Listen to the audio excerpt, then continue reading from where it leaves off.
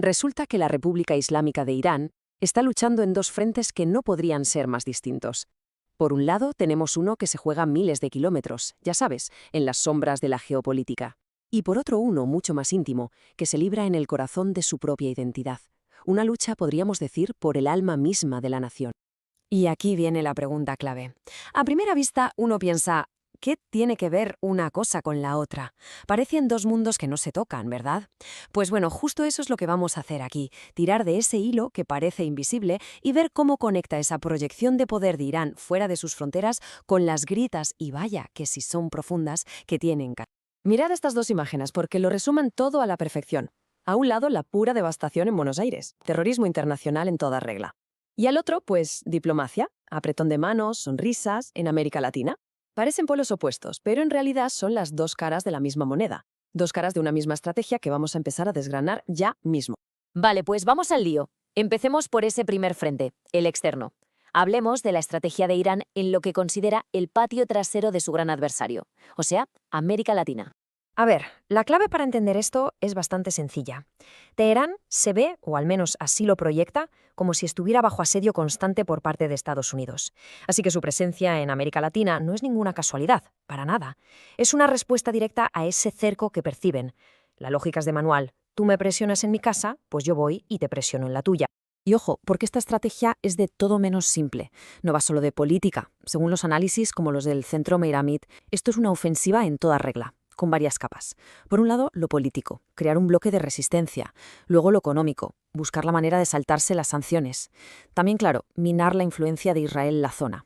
Y aquí viene lo más inquietante: construir redes de inteligencia, una especie de infraestructura encubierta lista para actuar cuando se dé la orden. Y que nadie piense que esto es solo teoría, que son planes en un papel. Para nada. Esto tuvo consecuencias terribles, letales. Nos vamos a los años 90, a Buenos Aires. Allí ocurrieron dos de los peores atentados de la historia del continente. Y las investigaciones, años después, ¿a quién señalaron? Pues directamente a la cúpula del gobierno iraní. Los acusaron formalmente de haber ordenado el ataque a la AMIA. La imagen habla por sí sola, la verdad. Este es el coste humano. Esto es lo que pasa cuando el terrorismo se convierte en una herramienta más de la política exterior. Aquella estrategia del patio trasero se convirtió, sin más, en una masacre en el centro de Buenos Aires. Entonces, ¿quién aprieta el gatillo? ¿Quién está detrás de estas operaciones sobre el terreno? Pues principalmente la Fuerza Quds. Pensemos en ellos como el brazo ejecutor de la Guardia Revolucionaria para operaciones en el extranjero. Su especialidad es precisamente esa, la guerra no convencional, las operaciones clandestinas, todo lo que sirve para proyectar el poder de Irán fuera de sus fronteras. Esta idea de amenaza no es nueva, claro. Ya en 2012, el exembajador de Estados Unidos, Roger Noriega, lo dijo bien claro ante el Senado. Y esto nos da una idea de la seriedad con la que se tomaba este asunto en Washington. La percepción, tanto entonces como ahora, es que esto no es solo diplomacia, se ve como una amenaza directa, tanto para la seguridad de la región como para los intereses estadounidenses. Bueno, hemos visto el frente exterior. Ahora toca cambiar de tercio por completo y mirar hacia adentro. Vamos al segundo frente. Porque mientras Irán proyecta esa imagen de poderío fuera, dentro tiene que lidiar con un fantasma de su propio pasado que de hecho pone en jaque la legitimidad misma de la República Islámica. Y ese fantasma tiene nombre y apellidos: Reza Pahlavi. Hablamos del hijo del último Shah de Irán, el monarca que fue derrocado por la Revolución Islámica en el 79. Desde su exilio, Pahlavi representa todo aquello que el régimen de los ayatolás quiso borrar del mapa hace ya más de 40 años. Y para entender la figura es fundamental ver este contraste. Por un lado, el legado de su padre, el Shah, un legado complejo, hay que decirlo. Mucha modernización al estilo occidental, sí, pero también una represión política muy dura.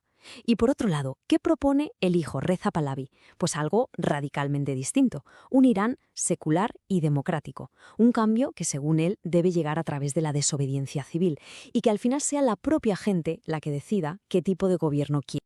Su vida, la verdad, ha sido un exilio constante. Imagínate, tener que huir de tu país con 18 años. Ha pasado toda su vida adulta fuera de Irán. Es una figura que arrastra no solo el peso de la historia de su familia y de su país, sino también tragedias personales muy duras. Pero bueno, más allá de la historia, ¿cuál es su propuesta hoy? ¿Qué es lo que plantea exactamente? Vamos a verlo, porque lleva décadas dándole forma a su plataforma política. Aquí hay un punto que es fundamental, y es que su postura ha cambiado con los años. Ya no se presenta como el heredero al trono que espera su momento, no. Su mensaje ahora es otro. Él se ve a sí mismo como un facilitador, alguien que puede ayudar en una transición hacia la democracia. Pero insiste en que la decisión final, la importante, la tienen que tomar los iraníes en referéndum libre, república o monarquía constitucional. Que elijan ellos. Y esto no son solo palabras, ¿eh? Ha llegado a presentar un plan bastante detallado, una especie de hoja de ruta para el día después de un hipotético colapso del régimen. Esto es importante porque muestra un esfuerzo por pasar de ser solo un símbolo a ser un actor político con un plan concreto sobre la mesa, sobre todo para intentar evitar el caos que podría venir después. Más de 500. ¿Qué es este número? Pues es muy significativo. Se refiere a las más de 500 figuras de la oposición que Pahlavi consiguió reunir en Múnich en febrero de 2023. Y fue un hito, porque la oposición al régimen siempre ha estado súper fragmentada. Allí había de todo: monárquicos, republicanos, activistas de minorías. Fue un intento muy serio de buscar una unidad. Y claro, esto nos lleva a la gran pregunta sobre él. Hay quien lo ve como la figura unificadora que necesita la oposición, quizá la única capaz de juntar a grupos tan diferentes. Pero también hay muchos que lo ven como una figura del pasado, como alguien que, después de tantos años fuera, simplemente no entiende la realidad del Irán de hoy. Y la verdad es que las dos opiniones están ahí, sobre la mesa. Perfecto, pues vamos a atar cabos. Volvamos al principio. ¿Cómo se conecta todo esto? ¿Qué tiene que ver la política exterior tan agresiva del régimen con esa amenaza interna, ese fantasma del pasado que representa Pahlavi? Pues ahí está la gran paradoja del Irán actual. Tienes un régimen que es capaz de proyectar su poder a miles de kilómetros, que le planta cara a superpotencias, pero que a la vez vive constantemente mirando de reojo hacia adentro, preocupado por los fantasmas de su propia revolución y por las ganas de democracia de muchísima gente. La pregunta entonces es esa: ¿estamos ante un régimen asediado? ¿Toda esa actividad exterior es una muestra de fuerza, de un poder casi imperial? ¿O es en realidad la reacción de un régimen que se siente acorralado? Acorralado no solo desde fuera, sino también desde dentro, por esa falta de legitimidad que una figura como Pahlavi, guste más o guste menos, saca a la luz. Y con esto cerramos el círculo. La conexión entre un atentado en Buenos Aires y un príncipe en Washington no es otra que esta tensión, la tensión fundamental que define al Irán de hoy. Al final es la historia de un régimen que lucha por sobrevivir en dos frentes a la vez. Y nos deja con una reflexión: cómo las luchas internas de un país, su batalla por la identidad, pueden acabar teniendo consecuencias devastadoras a miles y miles de kilómetros de distancia. Un tema increíblemente complejo, lleno de contradicciones. Irán. Un tema fascinante, la verdad. Tenemos sobre la mesa un material que es una pasada. Por un lado, un informe de inteligencia muy denso que casi parece un guión de película, sobre las operaciones de Irán y Hezbolá en América Latina. Sí, es muy detallado. Y, por otro lado, la biografía de Reza Pahlavi, el hijo del último Shah, que, precisamente hoy, en enero de 2026, se está convirtiendo en una figura clave en las protestas más grandes de la historia de la República Islámica. Dos mundos que parecen totalmente opuestos. Exacto. Y esa es la misión aquí, conectar esos dos mundos. O sea, cómo un régimen que nace de una revolución en el 79 proyecta su poder hasta el patio trasero de Estados Unidos. Y a la vez, Cómo el heredero de la monarquía que ellos mismos derrocaron, pues se perfila ahora como un posible catalizador para el futuro de Irán. Porque aquí hay una pregunta de fondo, ¿no? ajá, ¿Toda esa red exterior es una muestra de fortaleza del régimen? ¿O es en realidad una distracción carísima para un régimen que por dentro se siente muy débil? es que esa es la clave de todo, justo eso que dices. Para entender Irán hay que entender esa tensión constante, lo que proyectan hacia afuera y lo que se está cociendo dentro. Claro. Por fuera vemos una potencia regional con una estrategia global muy, muy calculada, pero por dentro un sistema acorralado con una crisis de legitimidad que no tiene precedentes. Y para entender esa dualidad, supongo que hay que ir al origen. Hay que viajar al origen de todo, a la revolución de 1979. Pues vayamos ahí, porque uno de los documentos lo deja clarísimo. La revolución no fue solo un cambio de gobierno, fue un auténtico seísmo geopolítico. Totalmente. Irán, que hasta ese momento era una monarquía autoritaria, sí, pero pro-occidental, un pilar para Estados Unidos en la región, de la noche a la mañana se convierte en una teocracia republicana, también autoritaria, pero radicalmente antioccidental. Un giro de 180 grados. Y el nuevo régimen, con el ayatolá Jomeini a la cabeza, tenía una ambición que iba mucho más allá de Irán, ¿sabes? Sí, lo de exportar la revolución. Exacto. Su objetivo declarado era ese: exportar la revolución. no se veían solo como el gobierno de Irán, sino como la vanguardia de un movimiento islámico global. Y esto no era solo retórica, tuvo consecuencias inmediatas y brutales. Consecuencias que definieron toda una era, vamos. La toma de la embajada de Estados Unidos en Teherán, 444 días. la guerra larguísima y sangrienta con el Irak de Saddam Hussein, la crisis del petróleo y, claro, la creación de su gran herramienta de poder exterior, Hezbollah. Pero, ¿cómo surge eso? ¿Fue algo inmediato? No fue chasquear los dedos. Fue un proceso muy astuto. Aprovecharon el caos absoluto de la guerra civil libanesa y la invasión israelí del 82. Claro, el sur del Líbano. La comunidad chiita de allí se sentía totalmente abandonada, vulnerable. Irán vio la oportunidad, envió a sus guardias revolucionarios y llenó ese vacío. ¿Con qué? Con una mezcla irresistible. Ideología, mucho dinero, armas y también servicios sociales. Hezbollah no es solo un proxy, es un proyecto ideológico, social, que se convirtió en el brazo ejecutor perfecto para esa política de exportar la revolución. Y como vemos en las fuentes, esa exportación llegó a sitios que uno ni se imagina. A lugares realmente inesperados. Y aquí es donde la historia se pone increíble. El informe del Centro Meir Amit, que tenemos aquí, detalla una estrategia iraní en América Latina que es tan metódica que asusta. Es alucinante. El objetivo principal, clarísimo: desafiar a Estados Unidos en su zona de influencia histórica, demostrar que podían operarles bajo las narices. Y para eso montaron una arquitectura de influencia que se basaba en 3 pilares, que además estaban interconectados. A ver, El primero es el pilar político y diplomático. A partir de 2005, con Mahmoud Ahmadinejad en el poder, Irán se lanzó a una ofensiva diplomática brutal en la región. ¿qué hicieron exactamente? Pues pasaron de tener 5 embajadas a 11 y establecieron 17 de los llamados centros culturales. Espera, centros culturales. La palabra suena tan benigna.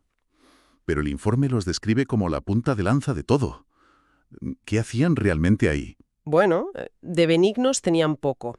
Funcionaban como centros de adoctrinamiento y de reclutamiento. O sea, propaganda. Propaganda, sí, pero mucho más. Su misión era difundir la versión más radical de la ideología chiita del régimen, captar conversos locales, crear una base social afín a Teherán y desde ahí identificar a gente para labores de inteligencia. Y no solo eso, ¿verdad? También montaron un canal de tele. Eso es. Para amplificar el mensaje crearon Hispan TV, un canal de televisión por satélite 24 horas en español, emitiendo propaganda del régimen directamente a millones de hogares. Y el gran aliado en todo esto, me imagino. La Venezuela de Hugo Chávez, por supuesto. Compartían un enemigo común, Estados Unidos, y eso forjó una alianza estratégica muy, muy profunda. Vale, pero toda esta red cultural, diplomática, necesitaba dinero. Y no creo que todo saliera de los presupuestos oficiales, ¿no? Exacto. Y ahí es donde entra el segundo pilar, el pilar delictivo. Ajá. Aquí es donde las líneas entre Estado, ideología y crimen organizado se borran por completo. El informe describe una simbiosis terrorífica entre Hezbollah y los grandes cárteles del narcotráfico. Especialmente Especialmente en México y Colombia. Y no eran socios puntuales, ¿eh? Era una alianza estratégica en toda regla.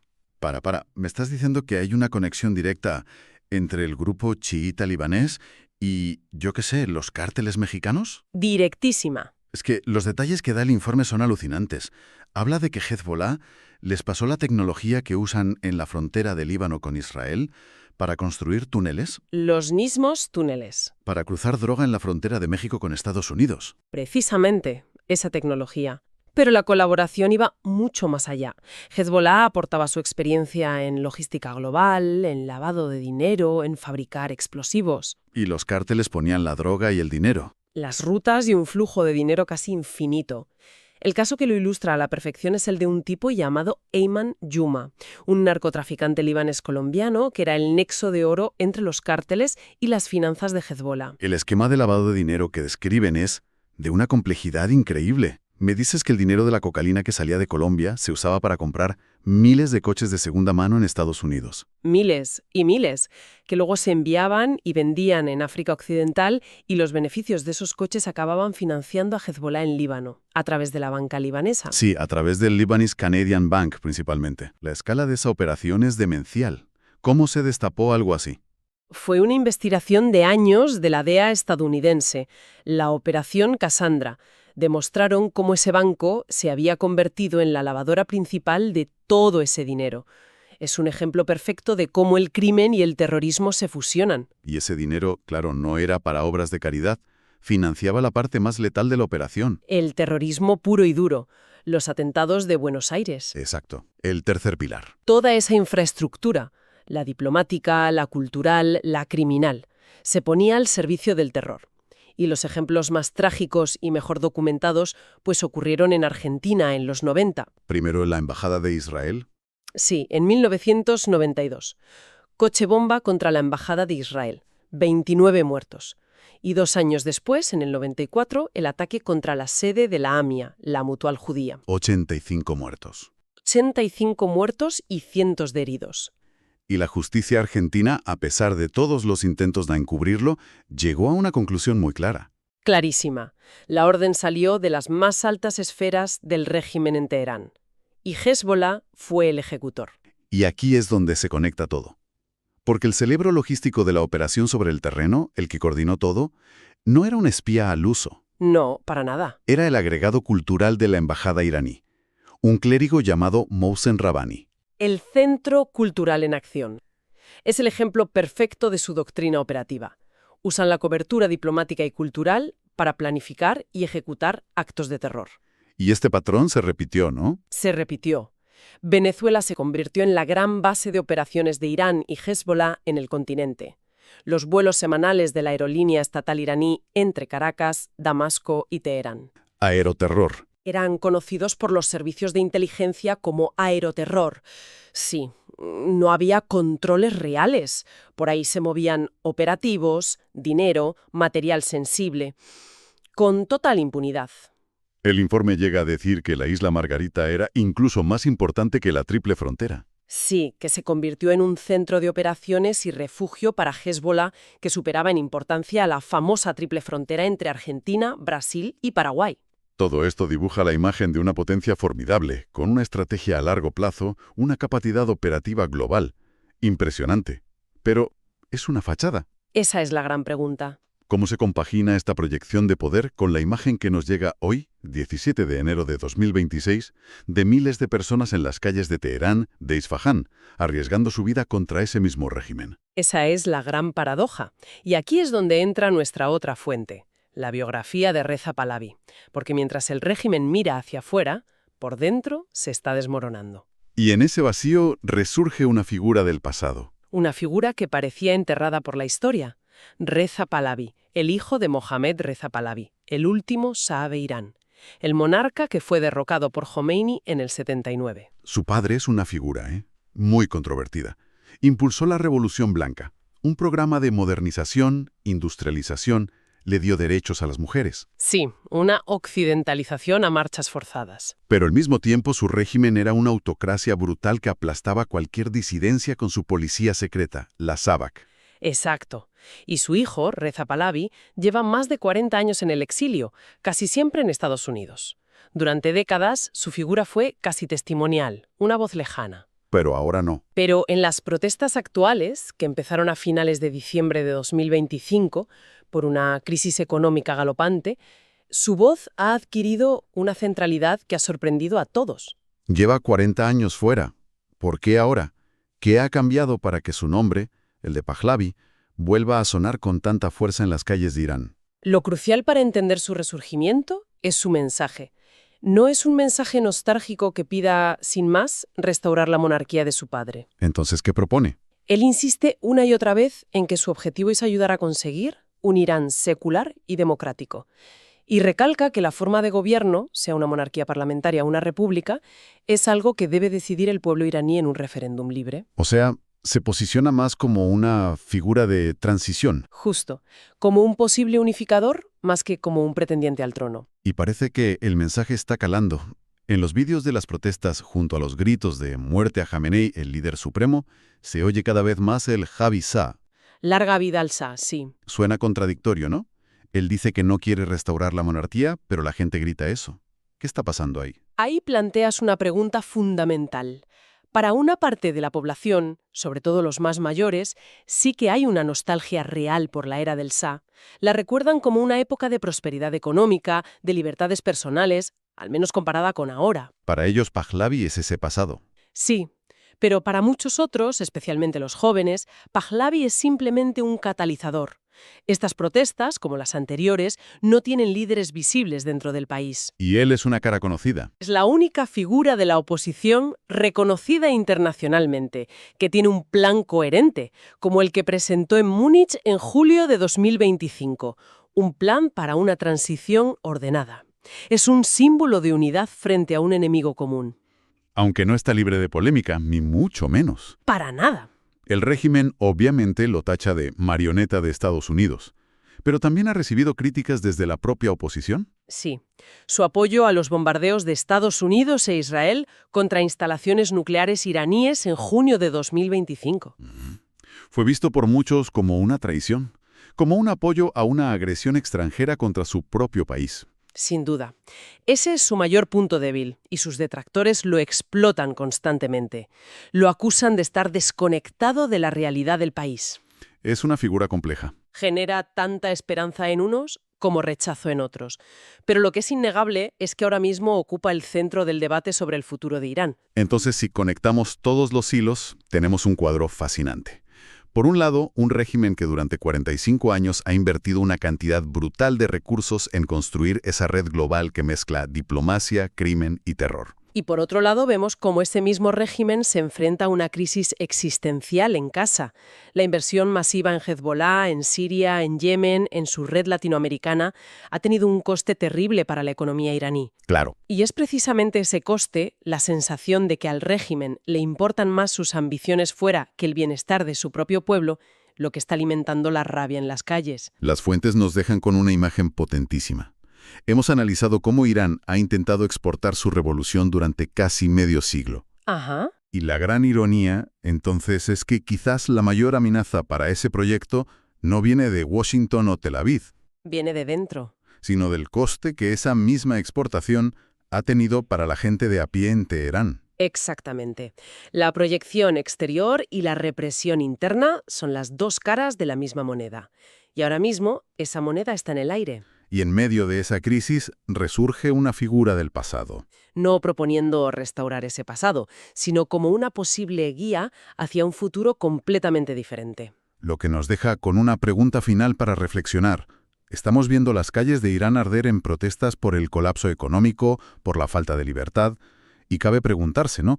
¿Hasta qué punto es el coste de mantener esos centros culturales en Bolivia, esos vuelos de aeroterror a Venezuela, esas redes de lavado de dinero con narcos, lo que ha encendido la mecha de la implosión de la propia revolución? ¿Y qué papel podría jugar en todo esto el heredero de un trono que ya no existe?